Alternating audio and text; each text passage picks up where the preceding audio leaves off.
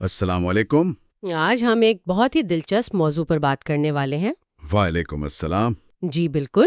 ہم قرآنی تخلیق اور کائناتی تدبیر نامی ایک تحریر کے کچھ حصے دیکھ رہے ہیں، جی اور خاص طور پر سورۃ البقرہ کی آیت 29، جس میں زمین اور 7 آسمانوں کی تخلیق کا ذکر ہے۔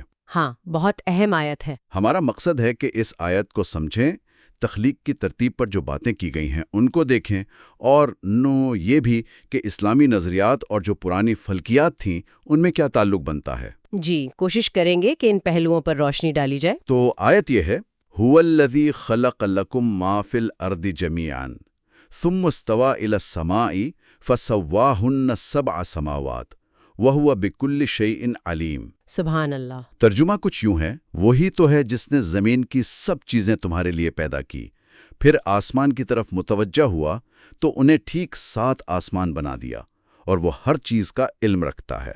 تو پہلی بات، یعنی زمین کی ہر چیز انسان کے لیے جاننا، ایمان مضبوط کرنا، یہ اخروی فائدہ ہوا۔ صحیح۔ اور پھر ثم استوى الى السماء، ہاں، یعنی اللہ تعالیٰ نے آسمان بنانے کا قصد فرمایا یا اس طرف توجہ فرمائی، اور پھر فَسَوَّهُنَّ 7 سَمَاوَاتٍ، یعنی انہیں 7 آسمانوں کی شکل دی۔ ٹھیک۔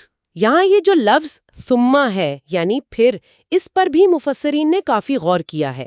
جیسے امام بیضاوی کہتے ہیں کہ یہ پھر یا تو وقت کے وقفے کو ظاہر کرتا ہے، یعنی پہلے زمین، پھر کچھ وقفہ، پھر آسمان۔ جی، یا پھر یہ بھی ہو سکتا ہے کہ یہ آسمانوں کی عظمت اور بلندی رتبہ کو ظاہر کرنے کے لیے ہو، مطلب زمین کے ذکر کے بعد اس سے بھی عظیم تر تخلیق کا ذکر۔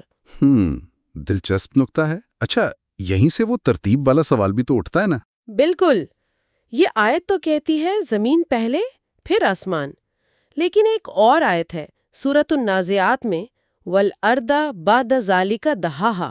ہاں، اور زمین کو اس کے بعد پھیلایا، تو یہ تو لگتا ہے کہ زمین بعد میں بنی۔ جی، بظاہر ایک تضاد سا لگتا ہے، لیکن اس کی تشریح یوں کی جاتی ہے، خاص طور پر ابن عباس سے منسوب ہے۔ اچھا، کیا کہتے ہیں وہ؟ وہ فرماتے ہیں کہ زمین کا مادہ، یعنی اس کا اصل جوہر، وہ تو پہلے ہی بنا دیا گیا تھا، لیکن اسے دہاہا یعنی پھیلایا، بچھایا، رہنے کے قابل بنایا، وہ آسمانوں کی تخلیق کے بعد ہوا۔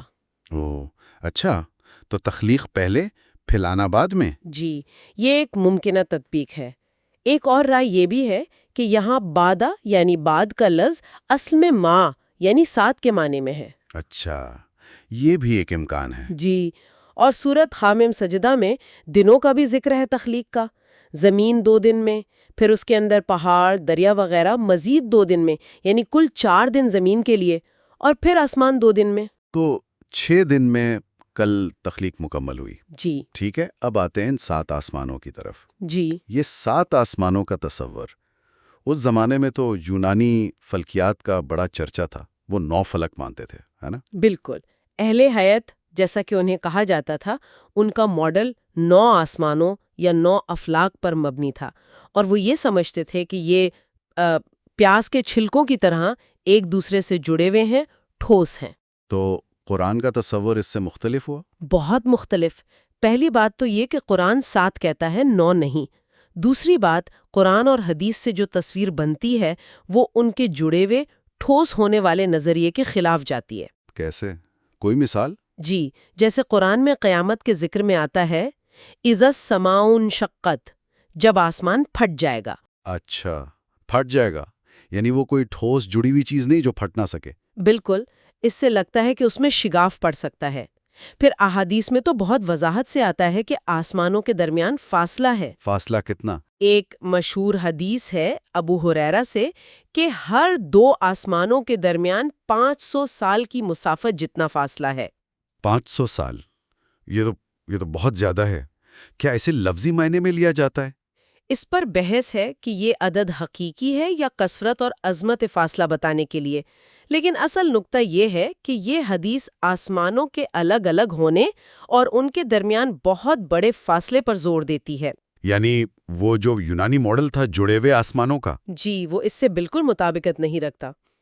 اسی طرح 7 زمینوں کا بھی ذکر آتا ہے احادیث میں، اور ان کے درمیان بھی ایسے ہی فاصلوں کا۔ تو پھر وہ جو مفسر ہیں جن کا ہم حوالہ دے رہے ہیں، وہ اس قدیم فلکیات کے بارے میں کیا نتیجہ نکالتے ہیں؟ وہ اسے بالکل واضح طور پر باطل اور نقش بر آب قرار دیتے ہیں، یعنی بے بنیاد، پانی پر لکیر کی طرح ناپائیدار۔ اچھا، ان کے نزدیک ستارے یعنی کواکب وہ غالباً سب سے نچلے آسمان میں ہیں، السماء دنیا جسے قرآن کہتا ہے۔ اس کی کیا دلیل ہے؟ قرآن کی ہی آیت ہے، زَيَّنَّا السَّمَاءَ الدُّنْيَا بِمَصَابِيحَ، ہم نے قریبی آسمان کو چراغوں یعنی ستاروں سے سجایا۔ صحیح صحیح۔ وہ مفسر آج کی فلکیات کا بھی تھوڑا ذکر کرتے ہیں کہ سائنسدان اب کروڑوں کہکشاؤں اور ناقابل تصور فاصلوں کی بات کرتے ہیں، لیکن آخر میں وہ یہی کہتے ہیں کہ حتمی علم تو وحی کا ہے، یعنی قرآن و حدیث کا۔ یہ ایک اہم نقطہ ہے کہ علم کے مختلف ذرائع میں ترجیح کسے دی جائے۔ اچھا، اب آیت کے بالکل آخر میں چلتے ہیں۔ وَهُوَ بِكُلِّ شَيْءٍ عَلِيمٌ، اور وہ ہر شے کو جاننے والا ہے۔ اس پوری بحث کے بعد اس حصے کی کیا اہمیت بنتی ہے؟ یہ گویا پوری بات کا نچوڑ اور بنیاد ہے۔ اللہ تعالیٰ نے یہ سب کچھ، زمین، 7 آسمان، اتنی حکمت اور ترتیب سے بنایا کیونکہ وہ ہر چیز کے ظاہر و باطن، اس کی حقیقت، اس کے مقصد، سب کو مکمل طور پر جانتا ہے۔ بِكُلِّ شَيْءٍ عَلِيمٌ، اس کا علم کامل ہے، اسی لیے اس کی تخلیق بھی کامل ہے۔ زبردست۔ تو خلاصہ یہ ہوا کہ یہ آیت بتاتی ہے کہ اللہ نے زمین اور 7 آسمان انسان کے لیے بنائے ہیں۔ تخلیق کی ترتیب پر مختلف تشریحات موجود ہیں، لیکن ظاہری تضاد کو حل کرنے کی کوشش کی گئی ہے۔ جی۔